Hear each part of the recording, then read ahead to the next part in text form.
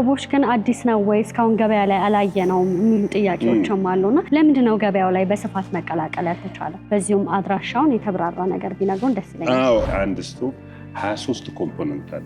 ይህንን ነገር ስንሰራ አብዛኛው ህዝብ የሚጠቀምበት ቴክኖሎጂ እንዲሆን ይሰራል። በእውነት ለመናገር ለሀብታሙ ልሰራ አልመጣሁም። እንኳን ባትሪው የስቶቭን ቦዲ እንደዚህ ብታቅፊው እየነደደ አይሞቅም። በጣም በጣም በጣም በጣም በጣም ብዙ ስቃይ ውስጥ አልፈን ነው እዚህ የደረስነው። እውነት ለመናገር ከሆነ አሜሪካ ያለውን ቤቴን አስይዤ ከጓደኞቼ እና ከባንክ ተበድሬ ነው ይህንን ምሳሌ ወደ $600,000 እዳለሁ። በተለይ ደግሞ አሁን እዚህ ያየሁትን ኮመንት ሳይ ለካ ብቻዬን አይደለሁም እንድል አድርጎ የምሬን ነው። እንዲሁም ደግሞ ክፍለ ሀገርም እዚህም ያለው ደንበኛ በጅምላም በግልም መውሰድ ቢፈልግ ምርቱ በስፋት አለ። እኛ ከባንክ ጋር ማገናኘት እንችላለን። እዚህ በጣም ሁሉ ነገር በሚወደድበት ሰዓት ቀላሉ መንገድ ዋጋ መጨመር። እኔ ዋጋ መጨመር አልፈልግም። አጭበርባሪነት ተደርገሽ ነው የምትታየው። የሚፈበርከውን ሰውና ነጋዴውን እኩል ማየት የለበትም መንግስት። ከስተምም ቢሆን የኢትዮጵያ ህዝብ በአመት ወደ $72 ቢሊዮን በክሊን ኩኪንግ በማጣት ሉዝ ያደርጋል። ወደ 40% የሀገሪቱ ጂዲፒ ማለት የገርድ ዳምን 14ቱን በአመት ይሰራል። እሱን ሰፖርት የሚያደርግ ሲስተም የለም። ኢትዮጵያውን ተመርጣለች። መንግስት አልረዳኝም ብለሽ አልሰራም አትይ። ካወቀበት ይረዳሽ፣ ካላወቀበት ከህዝቡ ጋር መስራት አለ። ቁጥሩ በዛ ያለ ከሆነ እኛ ራሳችን ዴሊቨር ማድረግ እንችላለን። ወደፊት ደግሞ ስፔሻል ማርክ ኢንሳይድ እናደርግበታለን ስቶቭ ውስጥ እና የሚገዛው ሰው ብቻ እንዲያውቀው። እናንተ ከሰራችሁት ቪዲዮ የኔን ድምፅ ወስደው እዚህ ሎካሊ የሚሰሩትን ስቶቭ ላይ ሱፐር ኢምፖዝ አድርገውት በቲክቶክ ተለቅቆ አየሁ። ይሄ ከፍተኛ ኢሌጋል ነገር እኔ ለጠበቃ ሰጥቼዋለሁ።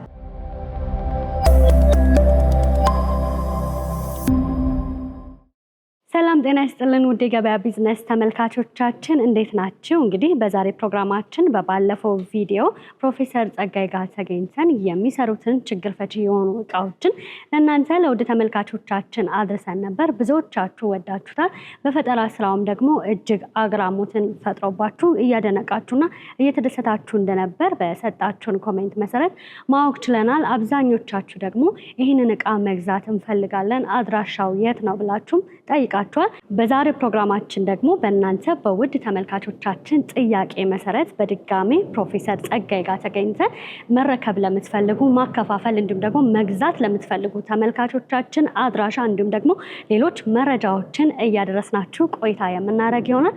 እስከ ፕሮግራማችን ፍጻሜ ድረስ አብራችሁ እንድትቆዩ በአክብሮት እየጋበዝኩኝ ፕሮግራሙን እየመራው እኔ ትንግርት ሙልጌታ ከካሜራማናችን ሃይማኖት አብዱ ጋር በመሆን ቆይታ እናደርጋለን። መልካም ጊዜ ይሆንላችሁ።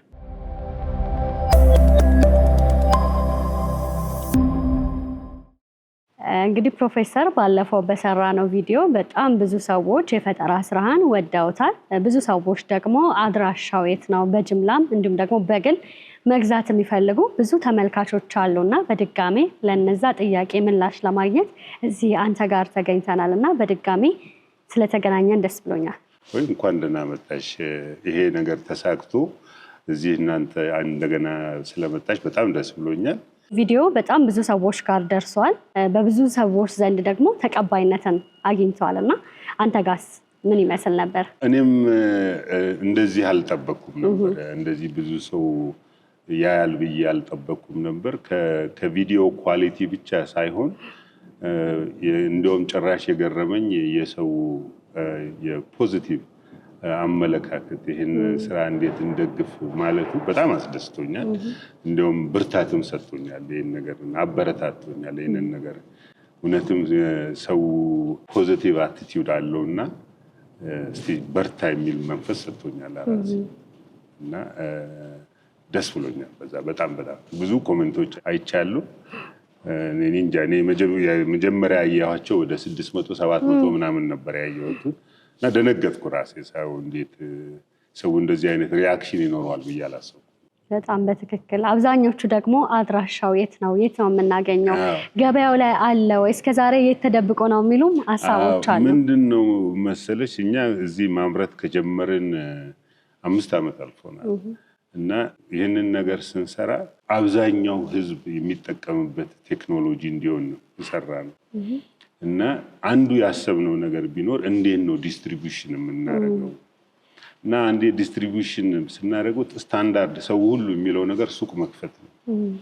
እና አሁን በአሁኑ ጊዜ ከተማ ውስጥ አይተሽው እንደሆነ የሱቅ ዋጋ በጣም ኤክስፔንሲቭ ነው። ይሄ ምን ማለት ነው መሰለሽ? እኛ መክፈል አቅቶን አይደለም። የሱቁን እኛ ብንከራይ የሱቁን ኪራይ እዛ የሚደረገውን ነገር በሙሉ ወደ ፕሮዳክቱ ላይ ትራንስፈር መደረግ አለበት እና ሰው ይወደድበታል። ስለዚህ ምን ምርጫ ይኖረን? እንዴት ብናደርግ ይሻላል የሚል በጣም ብዙ ተቸግረን ነበር እና ኢኒሻሊ ያደረግነው እንዲኖር በየሰፈሩ የምናውቃቸው ሰዎች ጋር እናደርግና የእነሱን ስልክ ሰጥተን በእነሱ በኩል እንዲገዛ ፕራይሱ እንዳይጨምር ነው። እዚህ አሁን እንደምታዩ ያልተወደደ ነገር የለም፣ ሁሉ ነገር ተወዷል እና በዛ ላይ ሁሉ ነገር ላይ መጨመር ትክክለኛ ብዬ አላስብም። እና ሰው ሳይበዛ ባለ ጥሩ ኳሊቲ ያለ ፕሮዳክትን ማግኘት የሚችለው እንዴት ነው? ኦቨርሄድ ሳይኖርበት 50 ሰራተኛ ቀጥረሽ የሆነ ነገር ካደረግሽው በቃ ማንም አይነካውም። እሱ ለሀብታሙ ልንሰራ ማለት ነው። እኔ ለሀብታሙ በእውነት ለመናገር ለሀብታሙ ልንሰራ አልመጣሁም። አቨሬጅ የሆነው ሰው ሃውስሆልድም ሆነ ቢዝነስም ቢኖረው መስራት እንዲችል፣ ስለዚህ ኮስት ሚኒማይዜሽን ብለን እንደዛ አስበናል። አሁን ግን እንደዚህ በታንክስ የእናንተ የቪዲዮ ስራ እኛ ቀስ ብለን እናረጋዋለን እያልን ያሰብነው እናንተ ትንሽ ፎርስ አረጋችሁ፣ ቶሎ ፈጠን እንድንል አረጋችሁ።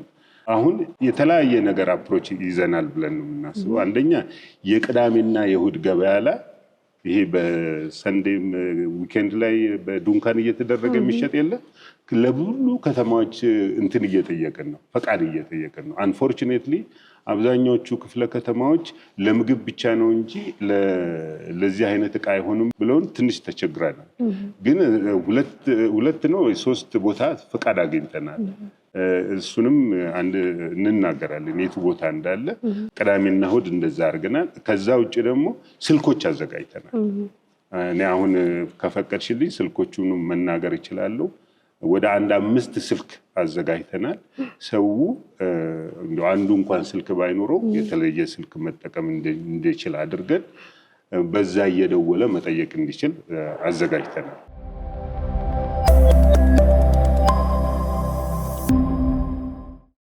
ኢንተርቪው ከመግባታችን በፊት እያልከኝ ነበረ ይሄ ቪዲዮ ከተለቀቀ በኋላ በአንተ ድምፅ አስመስለው የራሳቸውንም ፕሮዳክት ያስተዋወቁ ሰዎች አሉና ሰው በተመሳሳይ ምርት እንዳይሸወድ ምንድነው ማድረግ ያለበት? ትላንትና ሰው ደወለልኝ እና አረ ይሄንን አይተኸዋል ወይ ብሎ ላከልኝ እና አንደኛ የራሴን ከእናንተ ከሰራችሁት ቪዲዮ የኔን ድምፅ ወስደው እዚህ ሎካሊ የሚሰሩትን ስቶቭ ላይ ሱፐር ኢምፖዝ አድርገውት በቲክቶክ ተለቅቆ አየሁ። ይሄ ከፍተኛ ኢሌጋል ነገር የኔ ድምፅ ነው እና ይሄ እኔ ለጠበቃ ሰጥቼዋለሁ ይሄን ነገር እንዲደረግ። ወደፊት ግን ሰው ተመሳሳይም ውጭ ሀገርም ከቻይናም አድርጎ ኮፒ አድርጎ ሊያመጣ ይችል ይሆናል። ይህንን አይነት ነገር ሰው አያረገውም አይባልም። ስለዚህ ይሄ ለዚህ መፍትሄ ብዬኛ ለሰው መናገር የምንችለው እኛ የምንሰጠው አሁን ቁጥሮች አሉ። ወደፊትም አዲሽናል ቁጥር ብንሰጥ ከኛ መምጣት አለበት። ኦፊሻሊ ከኛ የመጣ ስልክ የሰጠነው ውጪ ይህንን ከናንተ ነው የገዛሁት ቢለን አንድ ሰው እኛ ለሱ ተጠያቂ አይደለም። ስለዚህ የእኛን ቼይን እኛ የምንሰጠውበትን መስመር ተከትሎ ቢገዛ ትክክለኛውን ፕሮዳክት ያገኛል። ሁለተኛ ከተጠራጠሩ እንኳን መደወል ይችላሉ በዛ ስልክ ላይ እንደዚህ አይነት ፕሮዳክት አግኝቻለሁ። አንደኛ እሱ ነው። ስለዚህ እኛ የምንሰጠውን ስልክ ወደፊትም አዲሽናል ስልክ መጨመር ብንፈልግ እኛ የተናገርነው መሆን አለበት እኛ ኦፊሻሊ እና ይህንን ማጣራት የራሱ የገዢው ፈንታ ነው። ጥርጥር ካለ ደግሞ ደውሎ መጠየቅ ደግሞ መጠቆምም ይችላል። እኛ ፓተንት አለ እና እኛን አስመስሎ የሚሰራ ሰው ትክክለኛ ያልሆነ ቦታ እንዲህ አይነት ቦታ አለ ብሎ ሰው ከጠቆመን እኛ ሄደን ማስቆም እንችላለን። እንደዚህ አይነት ነገር ህገወጥ ስራ ነው እንደዚህ አይነት ነገር እና እንደዚህ አይደረግም። ወደፊት ደግሞ ስፔሻል ማርክ ኢንሳይድ እናደርግበታለን ስቶቭ ውስጥ እና የሚገዛው ሰው ብቻ እንዲያውቀው እናደርግበታለን። እስከዚህ እንደዚህ ይሆናል ብለን ስላላሰብን ነው እንጂ መንገድ አለው። ለምሳሌ ሌላ ነገር ደግሞ ይሄ የኛ ሞዱላር ነው አይደለ? ስቶቫችን አስመስሎ ማድረግ ቢፈለግ ፓርቱን ለመግዛት ስትፈልጊ አንድ አይነት ሊሆን አይችልም። ምክንያቱም እነዚህ አይነት አጭበርብረው የሚሸጡት ሰዎች ገበያውን ፔኔትሬት ለማድረግ አንደኛ ዋጋ መቀነስ አለባቸው፣ ሁለተኛ ኳሊቲ መቀነስ አለባቸው። እና ያንን አይነት የሚጠራጠር ሰው ካለኛ ከነገረን እኛ በቀላሉ ልናውቀው እንችላለን። ስለዚህ ጥርጣሬ አንደኛ በእኛ በምንለው መስመር ቢገዙ፣ ሁለተኛ የተጠራጠሩት ነገር ካለ ቢጠቁሙን እኛ በጣም ደስ ይለናል። መልካም። ምናልባት እንግዲህ በግልም በብዛትም መውሰድ የሚፈልጉ ደንበኞች አሉ ክፍለ ሀገር እዚህ አዲስ አበባ ላይም እና ምርቱ በስፋት አለ።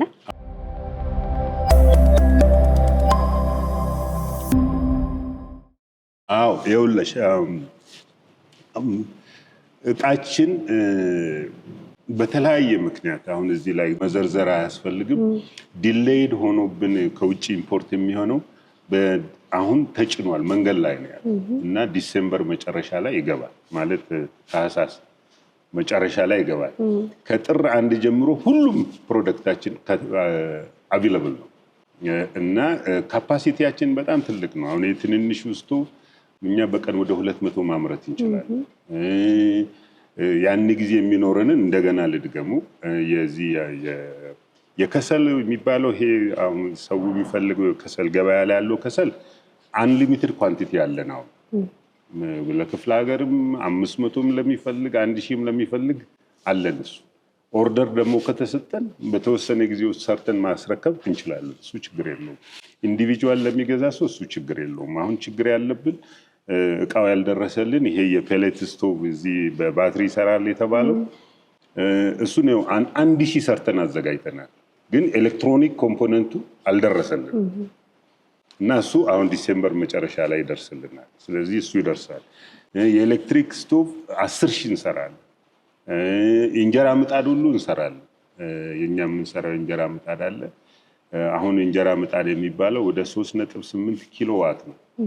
ከ3.5 እስከ 3.8 ኪሎዋት ነው። እኛ ወደ 2 ኪሎዋት አውርደነዋል እና እሱን ሁሉ እንጀምረዋለን እና ትንሽ ጊዜ በዛ ቢሰጠን ኢን ዘ ሚን ታይም በሚቀጥለው ሳምንት ላይ ምናልባት ከሰኞ ጀምሮ የቴሌግራም የካምፓኒው ቴሌግራም አካውንት እንፈጥርና ሰው የሚፈልገውን ፕሮዳክት እዛ ሄዶ ፕሪ ኦርደር ማድረግ ይችላል። አስቀድሞ ማዘዝ ይችላል። ክፍያ አያስፈልገው፣ መመዝገብ ብቻ ነው እና እንደዛ ከተመዘገበልን ሰው ልክ እቃው ሲደርስ እኛ እንደውላለን። ኦፖርቹኒቲውን ለዛ ለተመዘገበው ሰው እንሰጣለን። አይ ዝም ብዬ እጠብቃለሁ ላለ ሰው ደግሞ ዝም ብሎ መጠበቅ ይችላል። ግን ስትሮንግሊ ሪኮመንድ የምናደርገው ፕሪ ኦርደር ቢያደርግ። ቀድሞ ማዘዝን የሚጠቅመው ምንድን ነው? ካሁኑ እንዴት ፕሮዳክሽናችንን ሴትአፕ እንደምናደርገው ይወስንልናል፣ ይጠቅመናል። አክሰለሬት ማድረግ ካለብን እንደዚህ ከሆነ ይጠቅመናል። አለበለዚያ ምናልባት ስታፍ ሁሉ መጨመር 2 ሺፍት ማድረግ ሊኖርብን ይችል ይሆናል አይደል? ስለዚህ አስቀድመን ሴንስ ከሰጠን በደንብ መዘጋጀት ስለምንችል ከሚቀጥለው ሳምንት በኋላ ፕሪ ኦርደር ፎርም በቴሌግራም አካውንት እናደርግና ሰው እዛ ላይ ስሙን መጻፍ ብቻ ነው፣ ስሙና ኮንታክት ነምበሩ። እኛ ከዛ ላይ ዴታ ያ ደግሞ ለኦርደር ብቻ አይደለም። ወደፊት ስቶቭ ላይ ችግር ቢመጣ ምናምን ነገር ቢመጣ እኛ ኮሚኒኬት የምናደርግበት መንገድም ይሰጥራል። በቃ ፋሚሊ ነው መሆን ያለብን። ሰጥቶ ቤቴ ሄጃለሁ የሚባል ነገር አይሆንም። ምክንያቱም ሪፔር ቢያስፈልግ እኛ ጋር ነው የሚመጣው፣ ፓርት ቢያስፈልግ እኛ ጋር ነው የሚመጣው እና ስልካቸውን ሰው ለእኛ ሼር ማድረግ ይጠቅመናል። ሁለተኛ ከማጭበርበሩም ራሱ ይድናል ሰው። መልካም። ምናልባት ቅድም ፕሮፌሰር ስታነሳ ከተመልካችን የመጣ ጥያቄ ነበር እና አንድ ስቶቭ ላይ ባትሪም የሚጠቀማለ ሙቀቱም አለና አንድ ላይ ይሄዳል የሚል ጥያቄ እንኳን ባትሪው የስቶቭን ቦዲ እንደዚህ ብታቅፊ እየነደደ አይሞቅም። ምክንያቱም ያ ኢንጂነሪንግ ነው። ባትሪውና በበርን ቻምበሩ መካከል በጣም ብዙ የተለያዩ ሌየርስ አሉ። እኛ ዲዛይን ስናደርገው ለባትሪው ብቻ አይደለም፣ ሰው ራሱ በእጁ ቢነካው ያቃጥለዋል አያቃጥለውም የሚለውን አይተን ነው የምናደርገው። ስለዚህ ያ ስቶቭ ሙሉ ቀን ብታነጂው እና በእጅሽ ብትነኪው አያቃጥልም፣ እንኳን ባትሪውን ሊያበላሽ የሚል ደረጃ ላይ ለመድረስ ይቅርና። ስለዚህ እሱ ችግር የለም። ቴክኒካሊ እኛ ዋራንቲ ስለምንሰጥ የዛ አይነት እኮ ባትሪ ሊቲየም ባትሪ ኤክስፕሎድ ያደርጋል በሃይ ሂት ካረገ። ስለዚህ እንደዚህ አይነት የማይሆን ሚስቴክ አንሰራ። ፕሮፌሽናል ነን ለዚህ ነገር። መልካም ፕሮፌሰር፣ ምናልባት እንግዲህ በዚህ ስራ ላይ ከ5 ዓመት በላይ ቆይታ አድርገዋልና ሰዎች ግን አዲስ ነው ወይ እስካሁን ገበያ ላይ አላየነውም የሚሉ ጥያቄዎችም አሉና ለምንድን ነው ገበያው ላይ በስፋት መቀላቀል ያልተቻለው?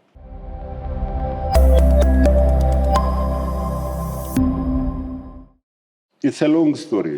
እኔ 5 ዓመት እዚህ ልበል እንጂ ይህን ነገር አቋቁሞ ለመስራት ከጀመርኩ 10 ዓመት።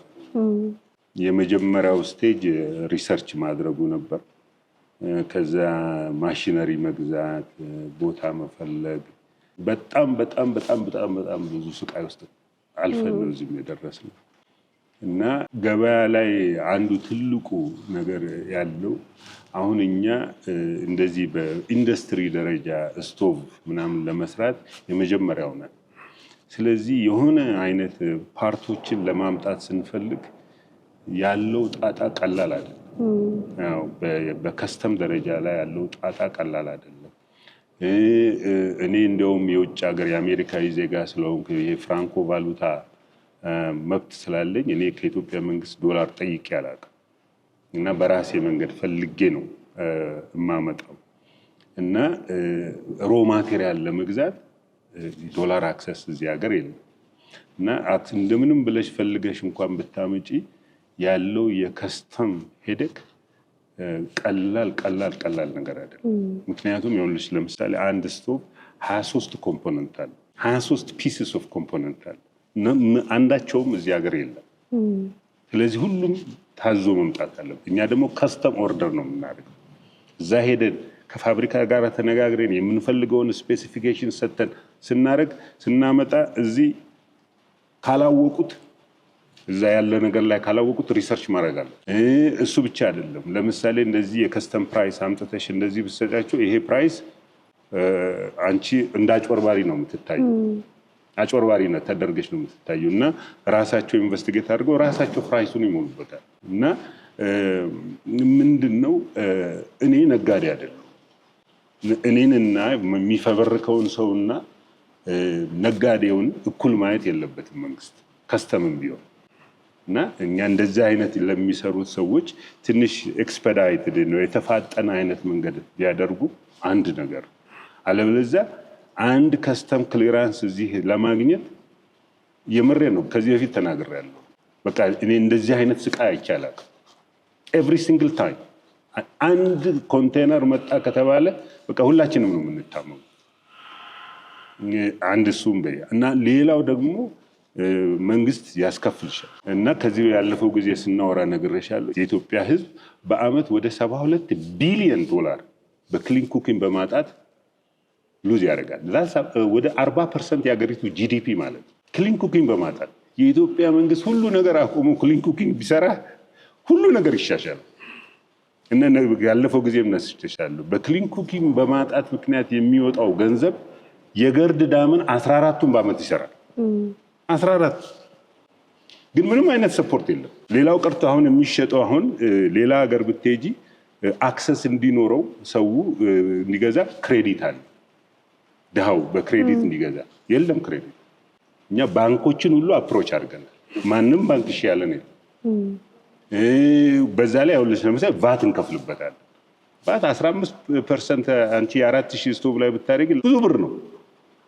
እና ምንድነው የሀገሪቱ ጥቅም የኢኮኖሚክ የስራ ምናምኑ ታይቶ የዚህ አይነት ነገር ላይ መንግስት ቫቱን ቢያነሳ አክሰስ ይፈጥራል። ያቺ የሚያገኛት ብር ከቤኔፊቱ ጋር ብታወዳድሪው በፍጹም ይገናኛል።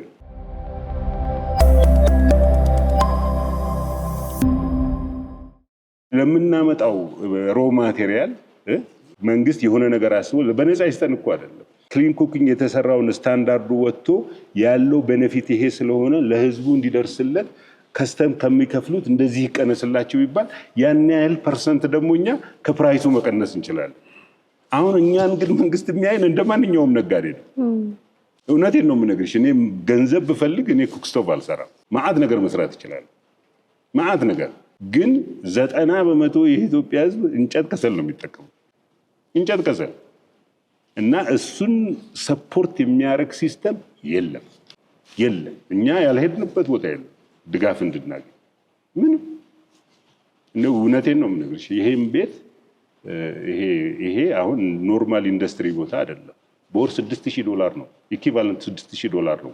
እና ይታይሽ አሁን እንደዚህ አይነት መንግስት ሰፖርት ቢያደርግ አሪፍ ኩክ ስቶቭን ለህዝቡ በቀላሉ ዋጋ እንድናደርስ ማድረግ እንችላለን አንችልም? ይቻላል። እና ደግሞ ይሄ ለምን ኢምፖርታንት እንደሆነ ደግሞ ልንገርሽ። ኢትዮጵያ አሁን ተመርጣለች ለኮፕ ተሪቱ ጽፌያለሁ። ስለዚህ በቀጥታ ይሄ ኢትዮጵያ ምን ማድረግ እንዳለባት ከሁሉ ነገር በላይ ኮፕ ተሪቱ ከመጣ በክሊን ኩክ ላይ ነው መሰራት ያለው። ምክንያቱም ከፈለገው ነገር ጋር የበለጠ ኢምፓክት አለው በህዝቡ ላይ እና ይሄንን ተጠቅሞ እኔ ያለፈው ጊዜ ነገርኩሽ ነው። አዲስ አበባ ብቻ ራሱ 800,000 የሚሆኑ ከ600 እስከ 800,000 ተማሪዎች ቁርስና ምሳ ያገኛሉ አዲስ አበባ ውስጥ መንግስት እየደገፈ ማለት ነው።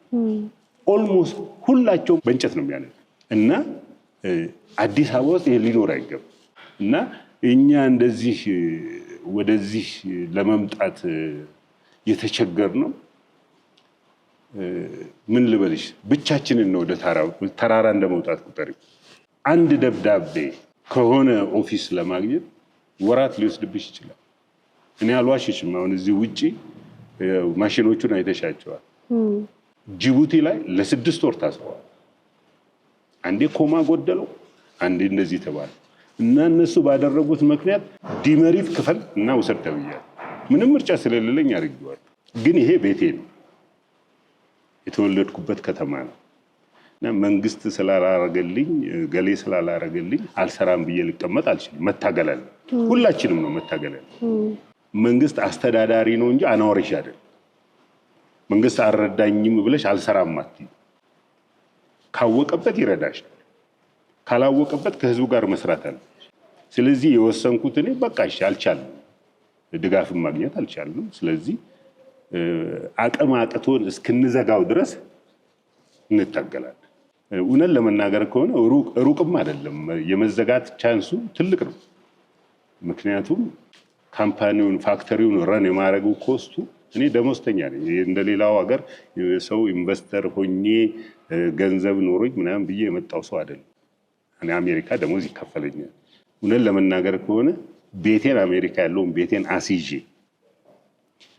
ከጓደኞቼ እና ከባንክ ተበድሬ ነው ይሄንን የምሰራው እንጂ እንደሌላው አስቀምጬ ካፒታል ኖሮኝ እንደዚህ ብዬ አይደለም የምሰራው። እና ደግሞ ማስረጃ አስንጣ ካልችኝ ከቤቴን ያሳስኩበትን ወረቀት ነው ያመጣ። ወደ $600,000 ዕዳ አለብኝ ከጓደኞቼ ከምናምን የተበደርኩት ይሄን ለማድረግ እሱ እና እኔ ቢዝነስ በፈልግ ኖሮ እዚህ ሀገር ይሄን ማድረግ የለም። ምክንያቱም ድሃው አፎርድ ማድረግ አይችልም። ስለዚህ ማለት ነገር መስራት እውነት ለመናገር እዚህ ማምጣት የለብኝም። እኔ ኑሮዬን ለመኖር እዚህ የሚያስመጣኝ ምንም ነገር የለም። ግን ይሄ የተወለድኩበት ቦታ ነው እና ትንሽ እውቀቱም አቅሙም ስላለኝ እስቲ እንምጣ ብዬ መጣሁ።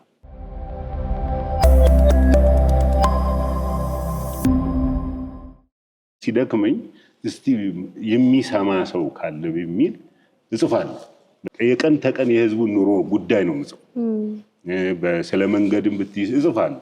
የሚሰማ ሰው ካለ እስካሁን ግን የሚሰማ ሰው የለም።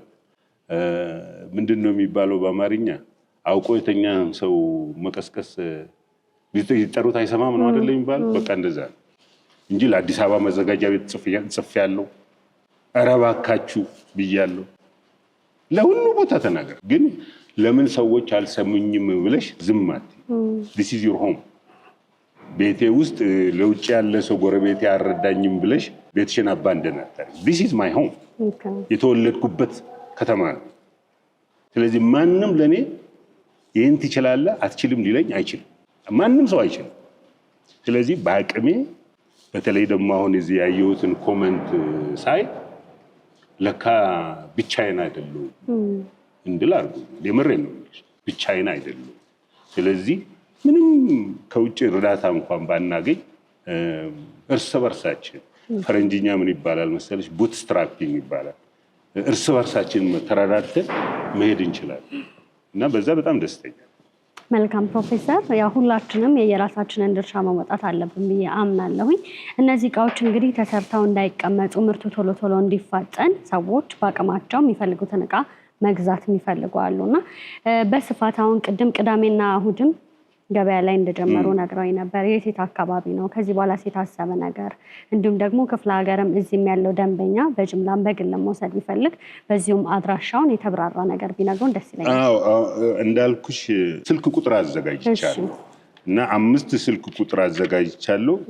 በክፍለ ሀገርም እዚህ በግልም አንዳንድ ስቶቭ መግዛት ለሚፈልግ በጅምላም ለመግዛት የሚፈልግ እነዚህን ስልክ ቁጥሮች ተጠቅሞ ማነጋገርና ፍላጎታቸውን መግለጽ ይችላል።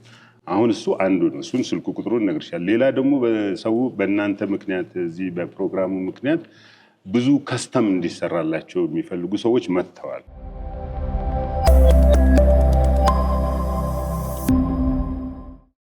እና እንግዲህ ይኸውልሽ ግሩፕ እናርጋቸው። በቤተሰብ ደረጃ የሚፈልጋለ ዲስትሪቢዩት ማድረግ የሚፈልጋለ ዲስትሪቢዩት የሚያደርገው የከተማም ወይም የክፍለ ሀገርም ሊሆን ይችላል። ሌላ ደግሞ በመስሪያ ቤት በክሬዲት ይሰጠኝ የሚልም በአት ሰዋል እና በክሬዲት የሚባለው መጀመሪያ ልንገርሽ፣ እኛ ባንክ አይደለም። እኛ በክሬዲት ሰጥተን እሱን ማድረግ አንችልም። እኛ ሪኮመንድ የምናደርገው እያንዳንዱ መስሪያ ቤት እስከማውቀው ድረስ ከዚህ በፊት አድርጌው ስለማውቅ ነው። መስሪያ ቤት የሰራተኛ ማህበር አለ እና ሰራተኛው ማህበር እኛ ከባንክ ጋር ማገናኘት እንችላለን እና የሰራተኛው ማህበር ለምሳሌ አንድ መስሪያ ቤት ውስጥ 50 ሰው የኛን ስቶቭ ቢፈልግ የ50 ሰውን ስቶቭ ኢኩቫለንት ተመጣጣኝ ገንዘብ ከባንክ መበደር ይችላል እና እሱን ለኛ ይከፍልናል። ያ ሰራተኛው ማህበር ከሰራተኞቹ ደሞዝ እየቆረጠ መውሰድ ይችላል። እኛ ግን እንደ ባንክ መሆን አንችልም። ስለዚህ አሁን የሚሻለው በመስሪያ ቤት ያሉ ሰዎች ካሉ በሰራተኛ ማህበራቸውን ማነጋገር፣ ያ ሰራተኛ ማህበር ደግሞ ሲሪየስ ከሆነ ከኛ ጋር ቢገናኝ እኛ ከባንክ ጋር ያንን ሰራተኛ ማህበር ማገናኘት እንችላለን። ከዛ እኛ እና የክሬዲት ፋሲሊቲውን በዛ መስመር ማድረግ እንችላለን። ቦታውን እንዲሁም ደግሞ ስልክ ቁጥሮችን በስፋት ተነግረኝ ደስ ይለኛል። እሺ፣ የዚህ የቅዳሜና እሁዱ ገበያ ላይ 2 ቦታ ተፈቅዶልናል። አንደኛው ሾላ ነው፣ የካ ሚካኤል ቤተክርስቲያን አጠገብ ያለው የቅዳሜና እሁድ ገበያ ላይ እዛ አለ። ሁለተኛው ጉርድ ሾላ ነው፣ መብራት አለ እዚህ መስጊዱ ጋር ሳደርሽ እሱ ጋርም እንደዚሁ አይነት የቅዳሜና እሁድ ገበያ አለ። ሁለቱ ቦታ ላይ ሁሉ ጊዜ አለ። በተፈቀደልን ቁጥር ደግሞ እያስፋፋ ነው እንሄዳለን። አሁንም መናገር የምፈልገው ይሄንን የምናደርገው ዋጋ እንዳይጨምርበት ሰው ነው እና ሰውም ቢተባበረንና ቅዳሜና እሁድ እንደዚህ ሄደው ቢገዛ ለሁሉም ይመቻል። አለበለዚያ እኛ በጣም ቀላል እኮ ነው አንድ ትልቅ ሱቅ ተዘጋጅተን ኑና ግዙ ማለት ይቻላል፣ ግን ዋጋው ይወደዳል። ስለዚህ አብረን እንስራ አልተዋባልን።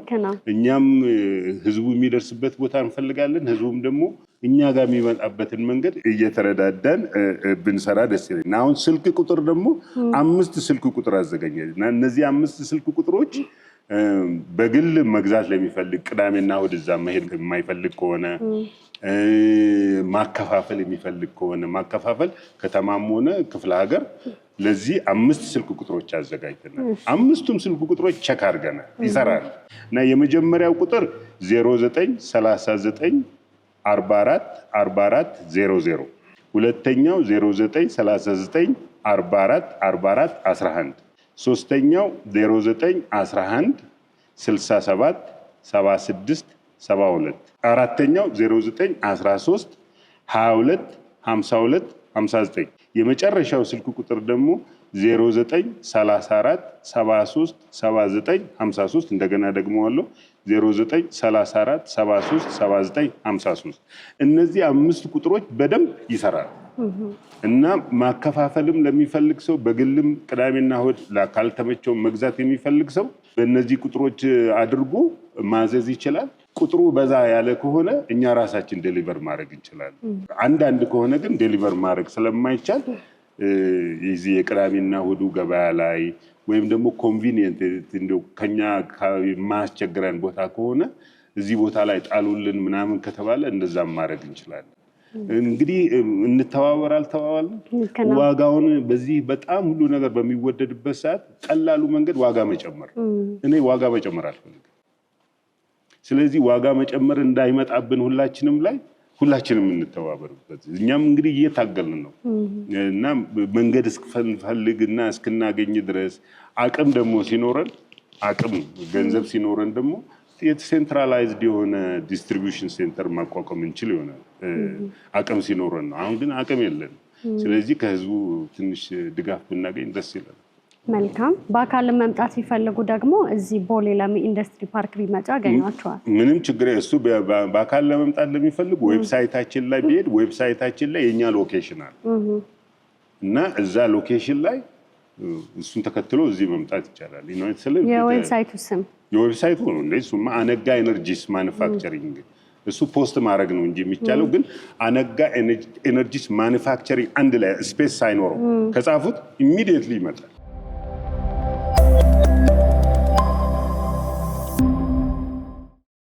እና ሌላው ደግሞ አሁን ሌላ ያስቸገረን ያልኩሽ ይሄ ከስተም ስራ የሚፈልግ ወይ ፒሳ ኦቨን እፈልጋለሁ ወይም ደግሞ ለሆቴሌ ትልቅ ወጥ መስሪያ እፈልጋለሁ።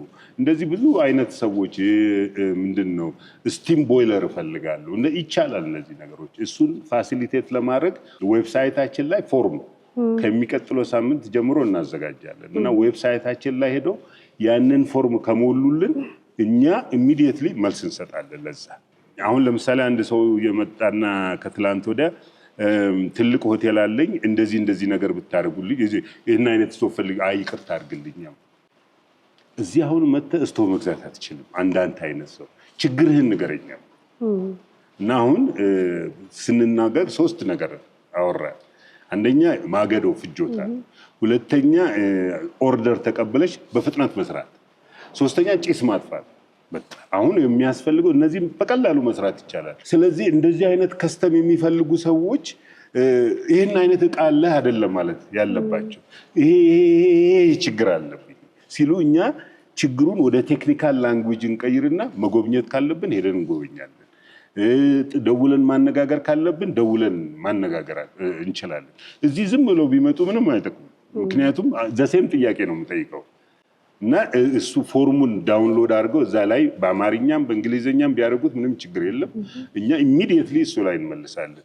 ግን ይሄ ፕሪ ኦርደር ያልኩሽን አስቀድሞ ማዘዝ በጣም ኢምፖርታንት ነው እና ኔክስት ዊክ ቴሌግራም አድርገን እዛ ላይ ስማቸውን መዝግቦ እኛ ብቻ ነን የምናየው ለፐብሊክ አይደለም። እዛ ፎርሙ ስትሞዩ ሰው ሁሉ እዛ ላይ ስላደረግሽው ስልክ ቁጥርሽን ያያል ማለት አይደለም። እኛ ብቻ ነን እሱን አክሰስ የምናደርገው። ስለዚህ ምንም በኮንፊደንስ ቢሞሉልን ለእኛም ለፕላኒንግ ይመቸናል። እነሱም ልክ ስቶቡ ሲደርስ መደወልም የለባቸው እኛ ደውለን የምንነግራቸው ደርሷል ብለን። ይሄ ደግሞ ኮመን ፕራክቲስ ነው። በጣም ጥሩ። ቴሌግራም ላይ አነጋ ኤነርጂስ ማኑፋክቸሪንግ ኤቭሪዌር ኢዝ አነጋ ኤነርጂስ ማኑፋክቸሪንግ ነው የሚለው። ስለዚህ በዌብሳይቶቻችሁ እንዲሁም ደግሞ ቅድም ባልከኝ ስልክ ቁጥር ቢደውሉ በሚፈልጉት መልኩ ማግኘት ይችላሉ ማለት ነው። መልካም ፕሮፌሰር፣ ስለሰጠኸኝ ጊዜ እጅግ አድርጌ አመሰግናለሁ። በሌሎች ስራዎች ደግሞ በድጋሚ እንደምንገናኝ አልጠራጠርም። መልካም ጊዜ ነው። ታንክ ዩ ሶ ማች። እንደተመለከታችሁት በእናንተ በውድ ተመልካቾቻችን ጥያቄ መሰረት ጥያቄዎቻችሁ መልስ እንዲያገኙ በድጋሚ ፕሮፌሰር ጋር ተገኝተን አድራሻ እንዲሁም ደግሞ ሌሎች ጥያቄዎችን እያነሳን ያደረግነው ቆይታ ይህንን ይመስል ነበር። እስከ ፕሮግራማችን ፍጻሜ ድረስ አብራችሁን ስለነበራችሁ እጅግ አድርጌ እያመሰገንኩኝ እነዚህ እቃዎች መግዛት ከፈለጋችሁ ታች በምናስቀምጠው ስልክ ብትደውሉ ማግኘት ትችላላችሁ ማለት ነው። ፕሮግራሙን እየመራሁ እኔ ትንግርት ሙሉጌታ ከካሜራማናችን ሃይማኖት አብዱ ጋር በመሆን ያደረግነው ቆይታ ይሄንን ይመስል ነበር።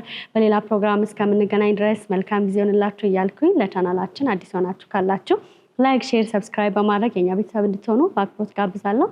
መልካም ጊዜ ይሁንላችሁ።